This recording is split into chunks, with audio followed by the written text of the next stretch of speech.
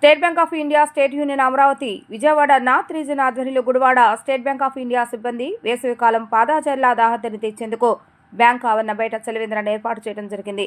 ఈ చలివేంద్రాన్ని SBI main branch chief manager B Mukundaraju మరియు SBI UAC comrade VSR Sekhar తదితరులు ప్రారంభించడం జరిగింది.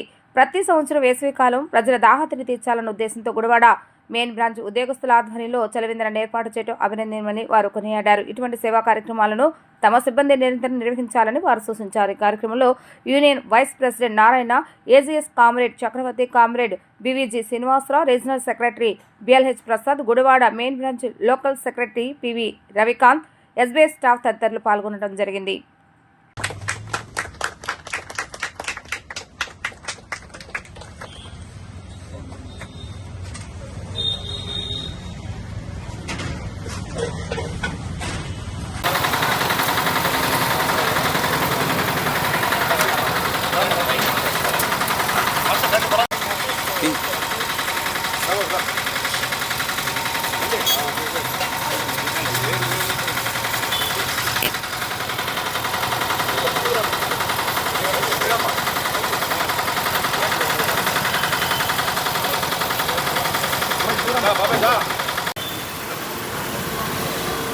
ఆంధ్రప్రదేశ్లో ఉన్నటువంటి State Bank of India staff union Amaravati circle యొక్క విజయవాడ మాడ్యూల్లో ఉన్నటువంటి స్టాఫ్ యూనియన్ ఏదైతే ఉందో అది యూనియన్ తరఫున సామాజిక సేవా కార్యక్రమంలో భాగంగా గత కొన్ని రోజుల నుంచి కూడా మా ఎంప్లాయీస్ అందరూ కూడా యూనియన్ మెంబర్స్ అందరూ కూడా ప్రతి చోట ఈ చలివేంద్ర ఏర్పాటు చేసి కస్టమర్స్కి అలానే ప్రజలకు కూడా ఈ దాహార్తను తీర్చాలనే ఉద్దేశంతో ఈ చలివేంద్రం ఏర్పాటు చేశాము.